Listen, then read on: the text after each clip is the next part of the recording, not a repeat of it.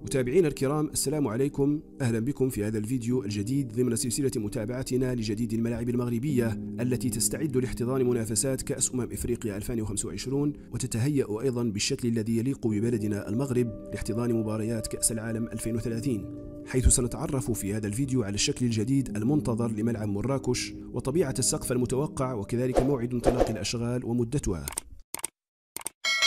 طبعا في الفيديوهات السابقة كنا نتحدث بنبرة خافتة على اعتبار أن تنظيم المغرب لكأس إفريقيا ليس شيئا جديدا على المغرب، فقد سبق للمغرب أن احتضن ما هو أكبر من كأس إفريقيا، كأس العالم للأندية، وفي 3 مناسبات آخرها السنة الماضية، حيث تم إسناد هذه البطولة للمغرب قبل شهر واحد تقريبا من موعد انطلاق المنافسة، حيث أن ملعب طنجة مثلا كان غير جاهز إطلاقا لاستقبال مباريات من هذا الحجم. وطبعا تعرفون بأن المغربي حينما يوضع أمام تحدي معين ماذا يفعل؟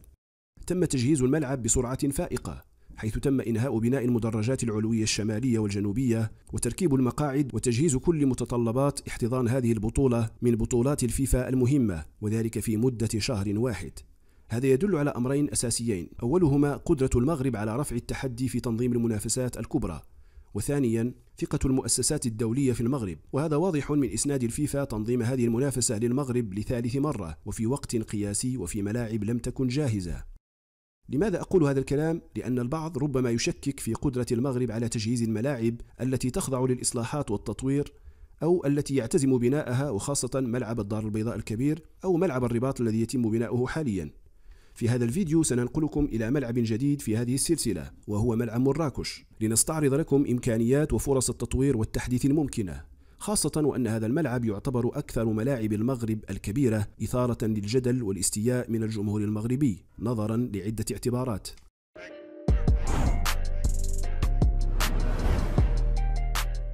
كما يعلم الجميع، فملعب مراكش هو أول ملعب كبير في المغرب يحمل شكلا مستطيلا، وهو أيضا أول ملعب شبه مغطى بشكل كامل في جهاته الأربع. هذا الملعب الذي تم تدشينه سنة 2011 والذي احتضن عددا كبيرا من المباريات الدولية للمنتخب الوطني وللأندية المغربية والعالمية. في هذا الملعب لعب ريال مدريد وبايرن ميونخ وباريس سان جيرمان وغيرها، وهذا المعطى لا ينفي أنه أحد أغرب الملاعب المغربية وربما العالمية. لماذا؟ ملعب مراكش تم بناؤه على شاكلة الملاعب الإنجليزية ذات الشكل المستطيل والمدرجات ذات العلو المنخفض عن مستوى أرضية الملعب، لكن مهندس هذا الملعب ابتكر فكرة عبقرية: الملعب على غرار الملاعب المغربية الأخرى يجب أن يكون أولمبيا، وهو ما يعني وجود حلبة لألعاب القوى. إليكم هذه الأرقام: أقرب نقطة من المدرجات إلى الملعب تبعد بحوالي 30 مترا، المدرجات الشمالية والجنوبية تبعد عن أقرب نقطة من أرضية الملعب بحوالي 40 مترا، أقرب نقطة من المدرجات الجانبية للجهتين الشرقية والغربية تبعد بحوالي 50 مترا، أبعد نقطة من المدرجات العلوية تبعد عن أقرب نقطة في أرضية الملعب ب80 مترا. واسمعوا لهذه المعلومة جيدا: أبعد نقطة في المدرجات تبعد عن أبعد نقطة في أرضية الملعب بحوالي 200 متر. نعم، 200 متر. هذه المسافة كافية لأن تختفي عنك ملامح لاعب سينفذ ركلة ركنية مثلا. هذه المسافة أيضا هي مبرر كافي لجلب منظار إلى الملعب لمشاهدة المباراة. ليس هذا فقط، شكل الملعب المستطيل خلق تشوهات وعيوب فظيعة في المدرجات. تخيل عزيزي المتابع أن ثلث المدرجات غير صالحة لمشاهدة المباريات، وقد تصاب بتشنج في العنق إذا كنت جالسا لمدة 90 دقيقة لمشاهدة مباراة في كرة القدم. أضيف أمرا آخر قبل أن نتحدث عن الحلول الممكنة: هذه الأبراج الإسمنتية الخاصة بتثبيت معدات الإنارة هي طريقة لا تتناسب أبدا مع قيمة الأحداث التي يقبل عليها المغرب، وهي لا تحمل أي رمزية تاريخية أو حضارية لها علاقة بالمغرب ولا بمراكش، بل هي فكرة تم استنساخها كما سنذكر لاحقا. الكل يعلم بأن ملعب مراكش هو نسخة طبق الأصل لملعب إيطالي شهير هو ملعب لويجي فيراريس، والذي يقع بمدينة جنوا الإيطالية. هذا الملعب رغم أنه شيد قبل أكثر من قرن من الزمان ويتسع حاليا ل 36,500 متفرج، إلا أنه عرف تحديثات وتطويرات جعلته يبدو أفضل بكثير من ملعب مراكش الذي شيد قبل 12 عاما فقط. هناك تشابه كبير في الهندسة الخارجية والشكل الداخلي للملعب، لكن وبسبب الحلبة المطاطية المشؤومة تشعر بأنه لا علاقة للملعبين ببعضهما البعض. سبب هذا التشابه يبدو غريبا: تم تكليف مهندس إيطالي اسمه فيتوريو فريغوتي بتصميم ملعب مراكش، فقام باستخدام نفس تصميم ملعب لويجي فيراريس مع تعديل القياسات والأبعاد لتتناسب مع متطلبات الملاعب الأولمبية. رحل فيتوريو سنة 2020 بسبب وباء كورونا، تاركا خلفه هذه المعلمة المشوهة التي تحتاج إلى تعديل وتغيير جذري خلال السنوات المقبلة. فهل هناك فرصة لإصلاح ما أفسده فيتوريو؟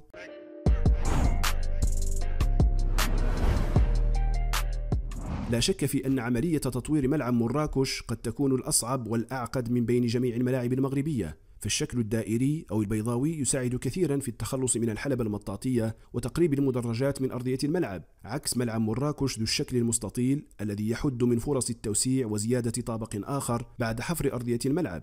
لكننا في هذا الفيديو سنحاول استعراض فرص التطوير الممكنة. فكرة هذا التطوير تستند إلى إخفاء أكبر قدر ممكن من الأسوار الإسمنتية الداخلية والخارجية، وهو ما يعني هدم كامل الجهتين الشمالية والجنوبية للتخلص من هذه الواجهة الداخلية ومن الأبراج الإسمنتية الخاصة بالإنارة. هذه الخطوة الأولى ستنقلنا إلى خطوة ثانية تتمثل في هدم المدرجات الجانبية في الجهتين الشمالية والجنوبية، والتي تحدثنا عنهما سابقا.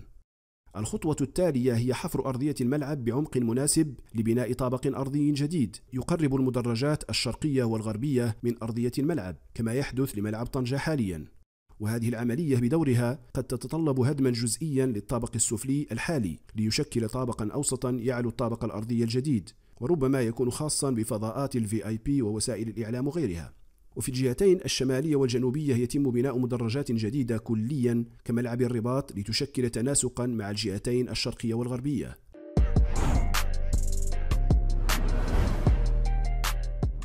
من عيوب سقف الملعب الحالي أنه لا يغطي كامل المدرجات، بل هو خاص بالمدرجات العلوية من الجهتين الشرقية والغربية، ويمتد لمسافة لا تتعدى 30 مترا كحد أقصى، وهو ما يعني أن التخلص الكلي منه أمر وارد وبقوة. كون ملعب مراكش ذو شكل مستطيل فعملية تغطيته لن تكون معقدة جدا، فالملاعب المستطيلة يعتمد فيها النموذج الذي تحدثنا عنه في فيديو ملعب الرباط، حيث تعتمد عملية التغطية على نصب دعائم في هيكل الملعب الخارجي لتشكل سندا للسقف الذي قد يمتد لمسافة تزيد عن 60 مترا.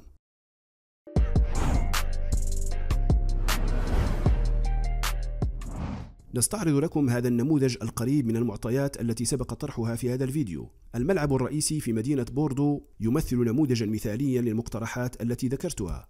تلاحظون بأن الملعب يحمل شكلا مربعا تقريبا. هذا المدرج السفلي هو أقرب إلى ما نقترحه بالنسبة لملعب مراكش، وهذه المدرجات الشمالية والجنوبية تمثل المدرجات الجديدة التي قد يتم بناؤها بدل المدرجات السابقة المهدمة. السقف أيضا مطابق تماما لما نقترحه، حيث يمتد لعمق 60 مترا فوق المدرجات، مع استغلال المناخ شبه الصحراوي لمدينة مراكش لتنصيب لوحات الطاقة الشمسية فوق السقف، وذلك لتأمين أغلب حاجيات الملعب من الطاقة.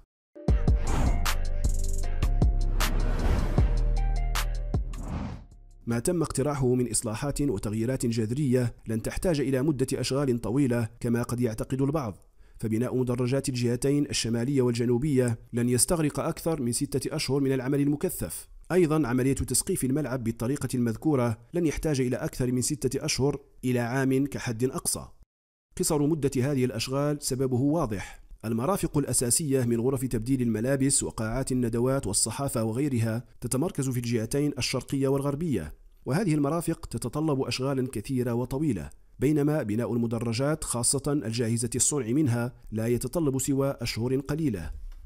الأكيد حاليا هو أن عملية تطوير وإصلاح ملعب مراكش لن تبدأ في المدى المنظور. سيكتفي المسؤولون بصيانة المرافق الحالية استعدادا للرهان القاري المقبل كأس إفريقيا 2025، بينما يتوقع أن تبدأ أشغال التطوير الجذري بعد ذلك. السبب في تأجيل عملية التطوير إلى ما بعد كأس إفريقيا هو حاجة المغرب لملعب كبير لاحتضان مباريات المنتخب الوطني في تصفيات كأس العالم 2026، إضافة للمباريات الودية المقبلة، على اعتبار أن جميع الملاعب المغربية المعنية بالإصلاح والتطوير دخلت أو هي مقبلة على الدخول في مشوار هذا التطوير.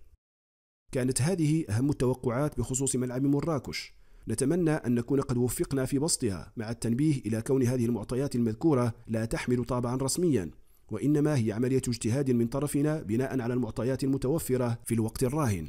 نشكركم على المتابعة، ولا تنسوا الاشتراك في القناة والإعجاب بالفيديو، وشاركونا آراءكم حول عملية تطوير ملعب مراكش. شكرا لكم، السلام عليكم.